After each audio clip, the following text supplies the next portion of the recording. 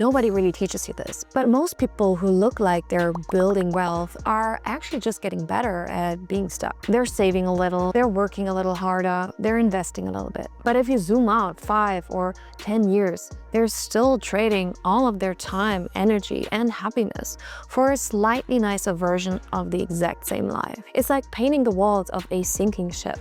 And honestly, it's exactly where I have been like a few years ago. On paper, I was doing everything right, saving, working, setting bigger goals. But deep down, I knew something was broken, because real wealth and real happiness isn't about doing what everybody else is doing. It's about doing what most people never even realize matters. Today, I'm breaking down 7 of those rare, real-world lessons, the kind that actually move the needle. And trust me, the first one alone would have saved me a decade of frustration. Why setting bigger goals isn't enough. You know what I used to do at the start of every year?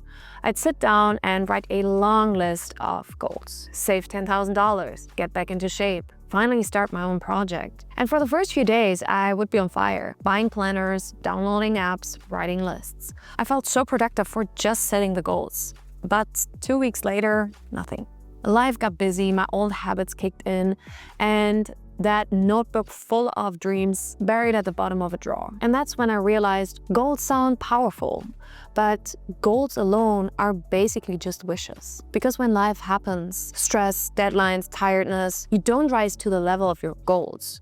You fall to the level of your daily routines. And here's the part no one talks about. It's the boring, tiny routines you barely notice that quietly build your future. Saving $50 every payday automatically, not just wishing for $10,000. Blocking workouts into your calendar like meetings, not just dreaming about getting fit. Setting a 30-minute focus block every morning, not just hoping your project will magically grow. That's what actually moves you forward. It's these small, boring routines that run automatically, even when you're tired or busy. Some people call this a system, but it's actually making success the default. It's all about building automatic routines that make success feel inevitable, not just about creating bigger goals. Because when all the boring stuff is handled, success becomes just a matter of time.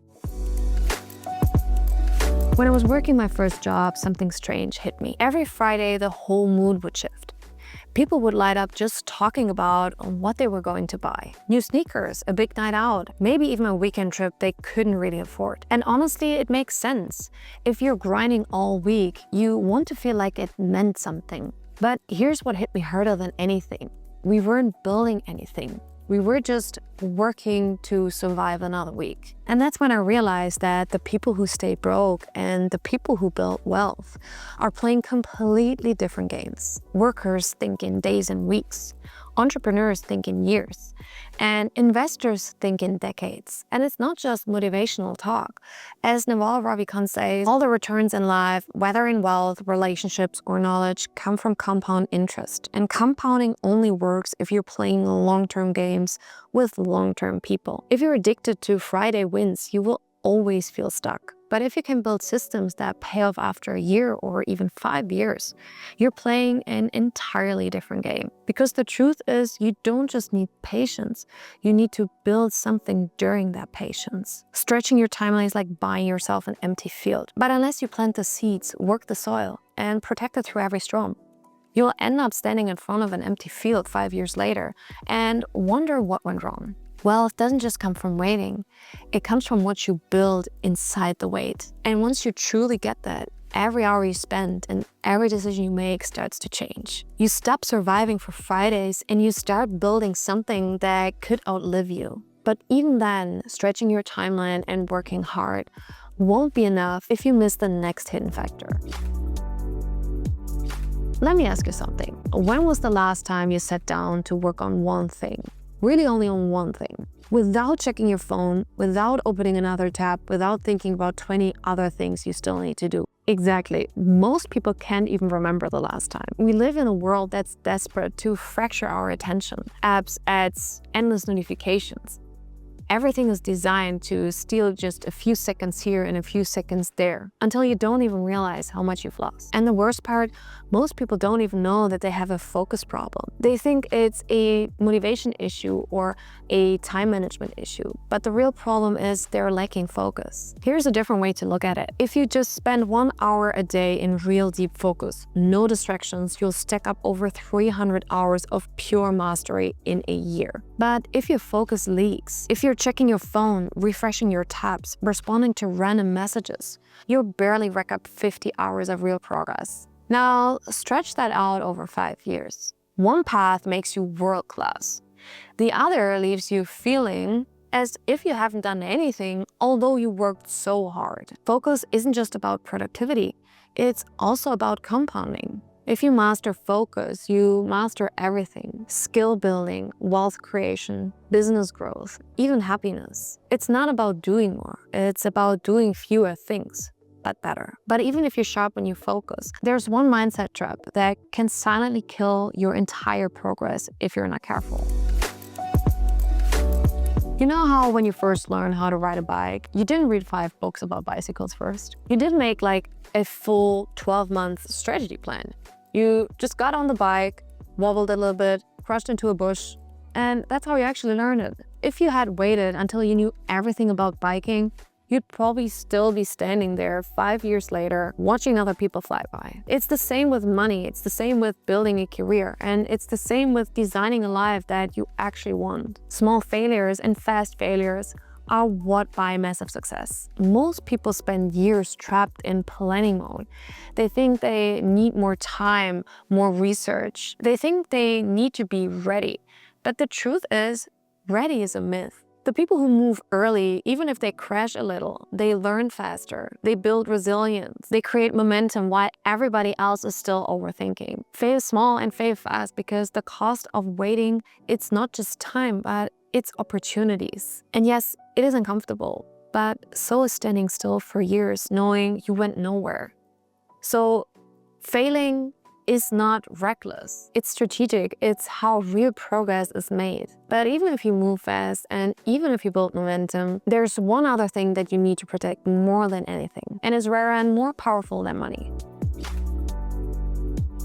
Have you ever sat at your desk for 8 hours and at the end of the day, you didn't remember what you actually finished? But then other times you work for 2 to 3 hours and you get more done than you would usually in a week. It's not about how many hours you grind. It's about how much energy you can bring into the hours that you do have. Energy, not time, is the real currency of achievement. And the people who get ahead the fastest, they know how to protect it like it's sacred. It doesn't matter if you schedule 12 back-to-back work sessions. If you're running on half a tank, distracted, foggy, exhausted, your output will be half-baked too. High performers aren't working more hours. They're showing up with more power in fewer hours. They guard their energy with ruthless discipline. They treat sleep like a non-negotiable meeting. They move their body not for aesthetics, but for stamina. They cut out energy leaks, toxic people, endless scrolling, overcommitments. Because 4 focused, energized hours can beat 12 distracted ones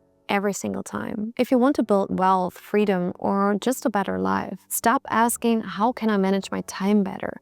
Start asking, how can I protect my energy better? The truth is, time slips away from everyone. But energy is a competitive advantage if you know how to use it. And once you start showing up with real energy, you unlock something even bigger: the ability to become the person that everybody wants to bet on. In your 20s and 30s, it's easy to chase what sounds impressive: the job title, the big name company, the paycheck. But if your work constantly drains you or feels like pretending, it's just not sustainable. Ashley Stahl, in her book U-Turn, says, the key is not just to find your passion. It's getting clear on your core skill set and what you're naturally good at, to then align your work around that. If your day-to-day strengths don't match your job, you can hustle as much as you want to, but you won't feel fulfilled. You'll feel always out of sync, even when the job looks good on paper. But when your work uses the best of you, you will stop dreading Mondays and you start building confidence, mastery, and momentum.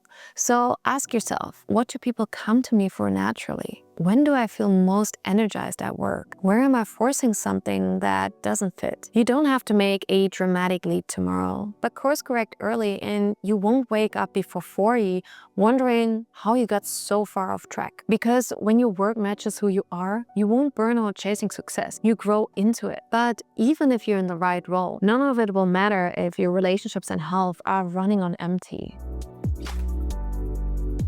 There's a lie that's quietly ruining people's 20s or 30s, that building your career means putting yourself last.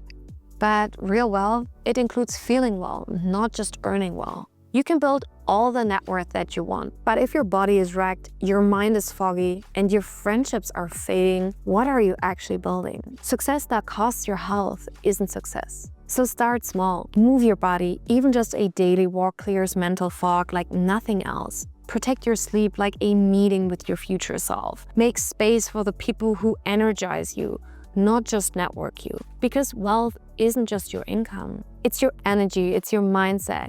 It's the people you call when life feels heavy and the moments you make space for joy. Hobbies aren't distractions. They are a reminder that you're more than a worker. You're a human, and when you treat yourself like one, your life will get better too. And that's what it all comes down to. Designing a life that works for you, not just building a resume. Build your systems, engineer your wealth, and protect your energy. If you do these things, happiness won't be something you chase. It will be the side effect of the life you have built. But even if you master these habits, there's still one brutal trap that could quietly steal everything that you've worked for. So watch this video next up here. And if you found this video helpful, it would mean the world to me if you give this video a thumbs up, hit the notification bell as well as the subscribe button, and join the community as it grows. So see you next time. Bye.